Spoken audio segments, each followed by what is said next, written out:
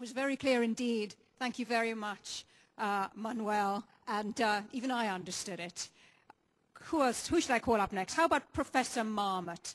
Michael Marmot, where are you? Here you go. Professor of Epidemiology and Public Health at University College London, who's going to talk to us about the health impact of this climate change crisis. Thank you. The workshop that I chaired was on health equity and climate change. Unlike the previous speaker, I brought my own prejudices to this workshop because I chaired the Commission on Social Determinants of Health set up by the World Health Organization. And I have one simple message to feedback from the two workshops we held, and that is that health equity should be central to deliberations on climate change. I could stop there, but I'll give you some of the argument. And there are two reasons, and I'll elaborate on those. Let me say at once that in the workshop we took the view that meteorologists and physicists are splendid people. But just as I would say that the health of populations is too important to be left to my profession, medicine, so is the issue of climate change too important to be left to the physicists alone. The theme of this forum, which was echoed in our workshop, is that people matter. Let me say what we mean by health equity. I need to emphasize at the outset that health equity and health inequity are not the same as equity in access to health care. Equity in access to health care, very important. Health equity and the inequities in health that we see, we said in the report of the Commission on Social Determinants of Health, arise because of the circumstances in which people are born, grow, live, work and age, and in the fundamental drivers of those conditions of daily life. We said in the report of the Commission that social injustice is killing on a grand scale. And this is very much echoed in what we were trying to do in the workshop. So let me illustrate what we mean. The good news is that in the OECD countries, life expectancy has been improving about 1 year in 4. 6 hours in 24 hours means if you spent 6 hours at this conference today, you got it for nothing. In India, it's been improving about 1 year every 2.5 years. If you spent 9.6 hours at this meeting today, you got it for nothing.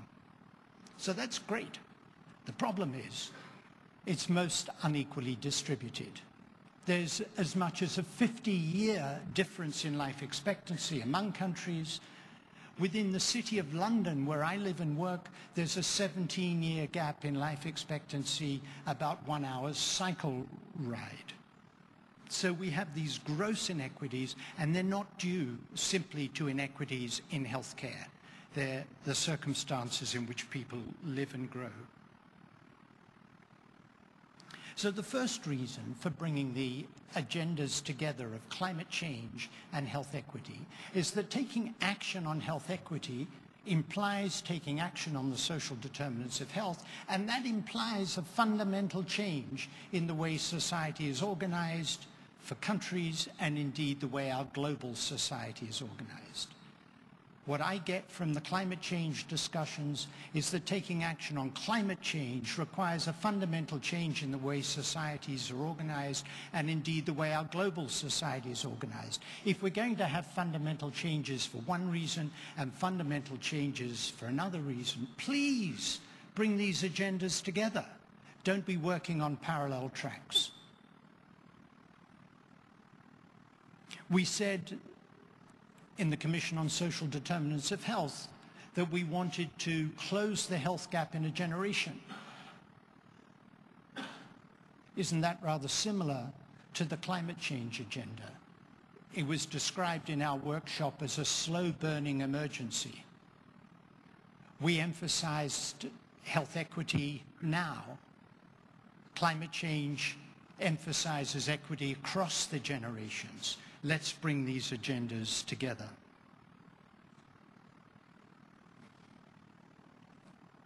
And echoing what Mary Robinson said in the report back from her workshop, this is an ethical, moral issue. We discussed in the workshop whether we should be making the case simply on economic grounds. And we said very clearly we should be making the case on moral grounds. Health equity is a moral issue. Climate justice is a moral issue. We called for social justice to deal with health equity. Let's bring social justice to deal with health equity and climate justice together. The second reason for saying that health equity is central to climate change is we have put the argument that health equity is a good measure of how well society is doing in other spheres. If you accept the analysis, and I would argue the evidence is clear, that all the major conditions of society affect health and the distribution of health, health equity, then health equity is a good measure of how we're doing in other spheres. I was in Norway recently. The Minister of Foreign Affairs in Norway said, "I am a health minister." He said, every minister is a health minister. I would argue that every sector is a health sector, and indeed every sector is a health equity sector. Climate change will be reflected if the steps that are taken to mitigate and adapt, it will be reflected in health equity and improvements in health equity. Food, agriculture, energy, transport, all key to the climate change agenda, all key to the health equity agenda. So my one simple message is to use the enormous prestige of this Global Humanitarian Forum to make sure that health equity is represented in Copenhagen. The well-being of the world's poor and disadvantaged depend on it.